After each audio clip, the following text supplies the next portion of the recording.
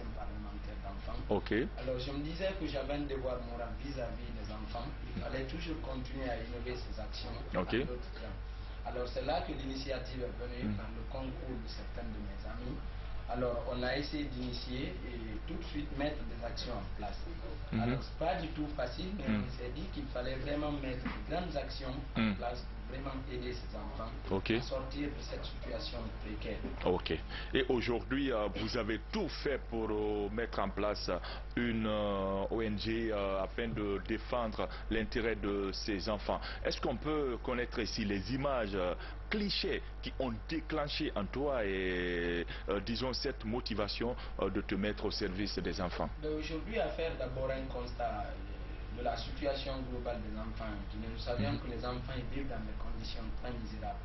Et tout de suite, depuis la création de l'ONG, comme je le disais, depuis l'année dernière, alors on a pu poser quelques actions. Parce qu'on s'est dit qu'il ne fallait pas attendre toujours de l'apport des bailleurs ou de l'État pour pouvoir vraiment poser des actions. Avec nos maigres moyens, on a commencé d'abord par une enquête.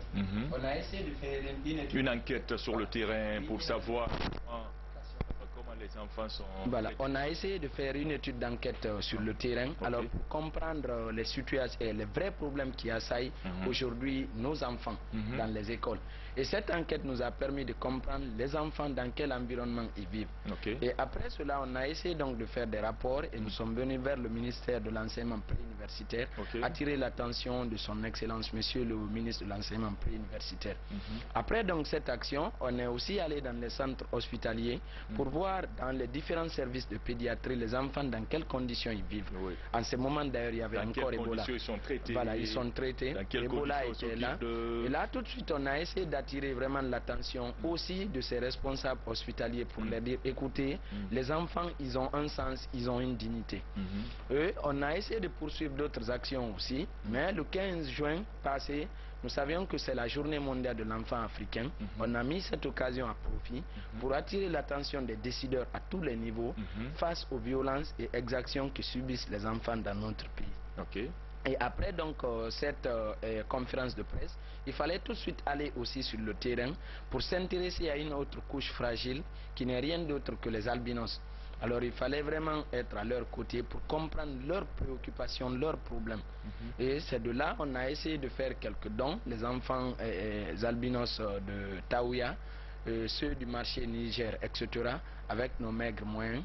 Et nous sommes venus toujours pour leur dire, écoutez, nous sommes les amis de l'enfant, nous nous intéressons vraiment à vos préoccupations, à vos situations.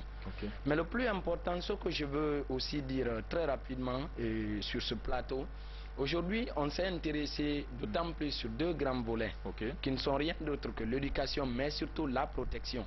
Aujourd'hui, si vous voyez l'éducation et la protection, c'est vrai, oui, à cela s'ajoute la santé infantile, la promotion de la santé infantile, mais la protection aujourd'hui, il fallait beaucoup s'apaisantir sur ce facteur, tenant compte aujourd'hui de ce que vivent les enfants. Tout dernièrement, si vous faites un peu une analyse rétrospective, le 19 août de l'année, le 19 août passé, de cette année, alors il y a eu la mort d'un enfant à Kobaya, un jeune d'une vingtaine d'années qui a tué son propre fils. Alors le petit vieux Bertin Haba, un enfant de 3 ans et demi, qui a été tué par son propre père. Et tout de suite, et nous étant une ONG de protection des enfants, nous sommes allés sur le terrain, on a mené toutes les enquêtes et les images même parlent d'elles-mêmes. Et quand vous vous intéressez même à notre page Facebook, vous allez voir toutes les images. Et là, on était sur le terrain avec vos confrères de la radio, Espace, Soleil, etc.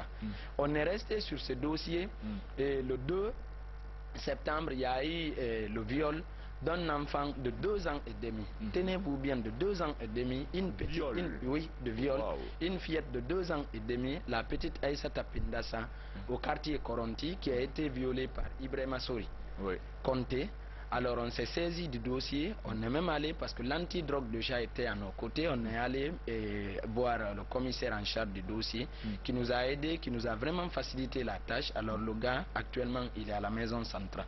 On reste sur ça, c'est une autre fillette de 9 ans et quelqu'un qui a été violée à Amdalay par un monsieur d'une 50aine d'années. Alors on reste sur le même dossier, alors c'est une autre fillette. Là, c'était à l'abbé qui a été violé, disons un viol massif par 3 jeunes. Alors, c'est pour autant dire qu'aujourd'hui, la violence à l'encontre des enfants prend une proportion très inquiétante. Et c'est le lieu d'ailleurs et le moment vraiment d'interpeller tous les leaders, tous les décideurs à tous les niveaux, de prendre cette situation à bras le corps, de nous assister, de nous venir vraiment au secours, nous aider vraiment à améliorer les conditions de vie des enfants. C'est bien dit, très bien dit. Je rappelle que nous sommes avec le président fondateur de Child's Friend Guinée, les amis de l'enfant, monsieur Adonis Bio Kondiano, qui est avec nous ce matin, et avant de se quitter, parce que le temps imparti est pratiquement terminé.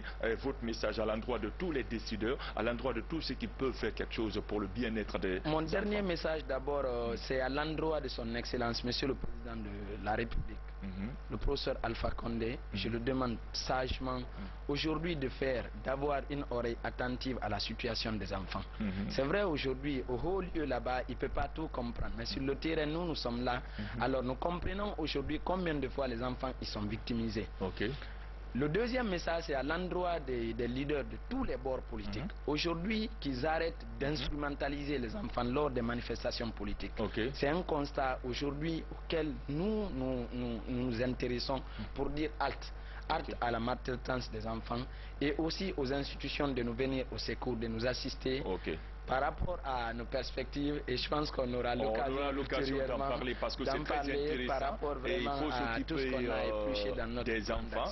Il n'y a pas de problème. Et surtout, grand merci à tous les encadreurs de s'intéresser encore une fois de plus à cette ouverture des classes. Merci encore à toi, monsieur le président fondateur de cette ONG qui s'occupe aujourd'hui des enfants. Merci à tous ces millions de téléspectateurs qui sont restés avec nous.